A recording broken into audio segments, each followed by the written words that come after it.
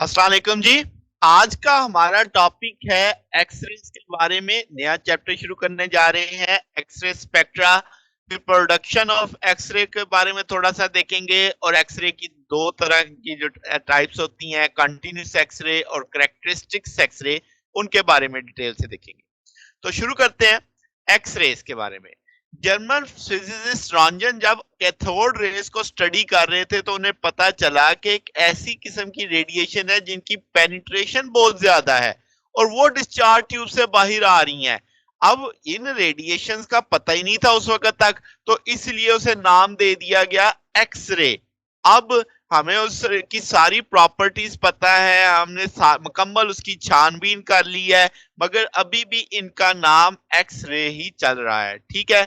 अब हुआ क्या कि बहुत सारे एक्सपेरिमेंट से पता चला कि इन रेडिएशन की जो खूबियां हैं वो बिल्कुल इलेक्ट्रोमैग्नेटिक वेव्स वाली हैं, मगर इनकी वेवलेंथ इंतहाई कम है, यानी इसकी एनर्जी काफी ज्यादा है। फिर 1906 के अंदर वाल्टर ने एक्सपेरिमेंट कैरी किया तो उसने एक ब्रॉडिंग इमेज निकाला, इसका रिकॉर्ड किया। समरफील्ड ने कैलकुलेट किया कि इसकी वेवलेंथ तकरीबन 10 एंगस्ट्रॉम से ज्यादा है। बाद में जब ग्रेटिंग हमने यूज किया एक्सरे डायफ्रैक्शन के अंदर तो पता चला कि इसकी वेवलेंथ 1 एंगस्ट्रॉम के ऑर्डर की होती है, यानी कि आपके पास इंतहाई छोटी वेवलेंथ इसकी आती है।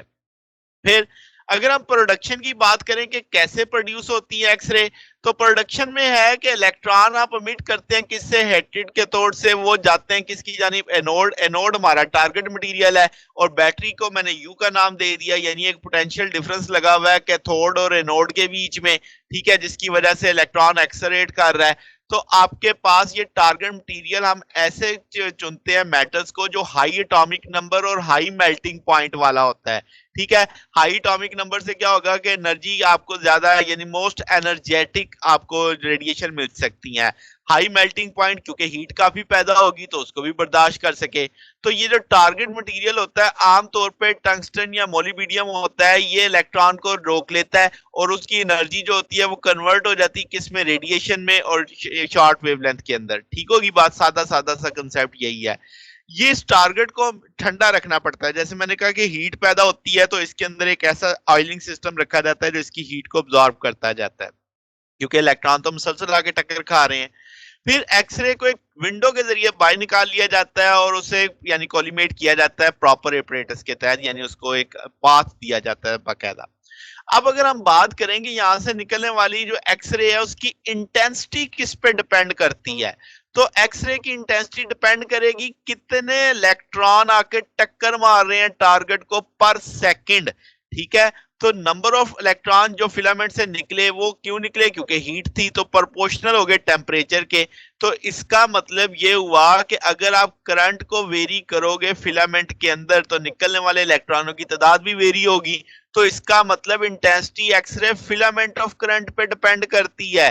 ठीक होगी बात। तो इंटेंसिटी याद रखना फिलामेंट ऑफ करंट पे डिपेंड कर रही है, जबकि फ्रीक्वेंसी ऑफ एक्सरे यानी एनर्जी की बात करें तो वो डिपेंड करती है वोल्टेज पे, potential difference between cathode and anode पे, कि एनर्जी है कितनी। अब मैं इंटेंसिटी यानी तादाद, फोटानों की तादाद, और हर फोटान के पास एनर्जी कितनी है वो फ्रीक्वेंसी में शुमार हो जाएगी।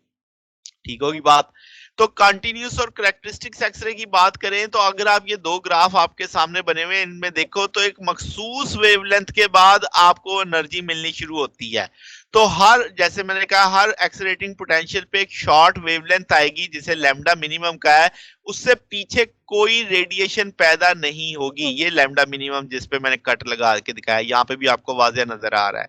तो ये जो शॉर्ट वेवलेंथ है ये डिपेंड करती है किस पे, मैग्नीट्यूड ऑफ एक्सलरेटिंग पोटेंशियल पे, मटेरियल पे डिपेंड नहीं कर रही होती। तो ड्यून और हॉर्ट ने ऑब्जर्व किया कि लैम्डा मिनिमम प्रोपोर्शनल है किस चीज के, एक्सलरेटिंग वोल्टेज के। ठीक है। अब ब्रेमस्टरलंग या कंटिन्यूस एक्सरे जो हमने टाइटल में लिखा था, अब होता क्या है कि जब इलेक्ट्रॉन जो चार्ज है निकले कैथोड से, एनर्जी उनके पास है, वो मटेरियल में घुसे, मटेरियल का हाई एटॉमिक नंबर है, तो वहां पे कूलम फील्ड भी आएगी जो पॉजिटिव चार्ज वाली, उससे वो डिफ्लेक्ट हो गए। अब जब वो डिफ्लेक्ट हुए तो आपके पास इलेक्ट्रोडायनेमिक कहती है कि हर एक्सलरेटेड या डी एक्सलरेटेड चार्जेस एनर्जी खारिज करता है। अब आपको पता है कि डी एक्सलरेशन क्यों होगी आपके पास, या एक्सलरेशन क्यों होगा, क्योंकि आपके पॉजिटिव चार्ज भी है, वहां पे ढेरों ढेर इलेक्ट्रॉन भी हैं, उनकी भी फील्ड होगी, तो वो उसको उसके रास्ते से हटाएंगे जो इलेक्ट्रॉन बाहर से दाखिल हुए हैं मटेरियल के अंदर, जो कैथोड से निकले, जिनको बैटरी ने एनर्जी दी थी। तो अब वो डिफ्लेक्ट हो रहे हैं, तो वो रेडिएशन अमिट करना शुरू कर देंगे क्योंकि उन पे डिफ्लेक्शन आ रही है। तो डिफ्लेक्शन की वजह से या वो एक्सलरेट होंगे या डी एक्सलरेट होंगे। तो ये जो रेडिएशन अब निकल रही है ये स्केयर यानी प्रोपोर्शनल होगी स्केयर ऑफ द एक्सलरेशन के। अब आपके पास ये इलेक्ट्रॉन एक ब्रॉड रेडिएशन कंटिन्यूम बना लेते हैं जिनकी इंटेंसिटी डिस्ट्रीब्यूशन डिपेंड करेगी उनकी इब्तदाई एनर्जी पे। जितनी ज्यादा एनर्जी लेके आएगा डिफ्लेक्शन होने पे उतनी ज्यादा ही खर्च कर पाएगा ना, अगर शुरू में ही थोड़ी है तो उतनी खर्च भी थोड़ी कर पाएगा। तो ये जो हाई एनर्जी लिमिट है इसमें कंटिन्यू, वो हम सोचें कि ज्यादा से ज्यादा कितनी वो एनर्जी इस तरह खारिज कर सकता है, तो यही है कि जितनी किनेटिक लेके आया था सारी की सारी खारिज छोड़ दे, एक दफा रेडिएशन में एमिट कर दे। तो उसको मैंने ई किनेटिक को ई यू की सूरत में लिख दिया। तो आप E is equal to H nu जानते हैं, फ्रीक्वेंसी के तौर पे मैक्सिमम लिखा जाएगा। तो अगर आप एच सी बाई लेमडा करते हो तो यहाँ से लेमडा की value H C by E nu आ जाएगा। एच सी कॉन्स्टेंट है 1240 आंगस्ट्रम के बराबर इसकी वैल्यू होती है। तो इस इक्वेशन को ड्यून एंड हॉर्न्स लॉ के तौर पे भी देखा जाता है। फिर करेक्टरिस्टिक्स एक्सरे क्या होती है कि अब जो इंसिडेंट इलेक्ट्रॉन आया था वो अंदर घुसा मटेरियल में, तो टक्कर भी तो खाएगा इलेक्ट्रॉनों के साथ जो एटॉमिक शेल के अंदर है टारगेट मटेरियल के। अगर बैरूनी से टक्कर खा गया जिनकी बाइंडिंग एनर्जी थोड़ी है, तो वो आपके पास यानी निकलेंगे बाहर, फिर वो भी टक्करें खाएंगे। तो आपके पास ये फर्दर कोलिजन्स चलती जाएगी और आपके पास सारी एनर्जी कन्वर्ट हो जाएगी किसके अंदर, हीट के अंदर। तो ये जो कोलिजन है जितनी टाइट बॉन्डिंग इनर इलेक्ट्रॉन के साथ होगी उतनी एक्साइटेशन भी ज्यादा होगी, उतना बाउंड न्यूक्लियस यानी आपके पास बाउंड एटॉमिक स्टेट्स के साथ, तो एक्साइटेशन एनर्जी जो ट्रांसफर करेगी वो करेक्टरिस्टिक्स एक्सरे यानी सादा सादा लफ्जों में बोलूं जितनी ऊपर से जंप लगेगा इनर मोस्ट के अंदर उतना एनर्जी गैप ज्यादा, उतनी ज्यादा एक्सरे निकलने के चांसेस। ठीक हो गया, वन लाइनर यही है सारी कहानी का।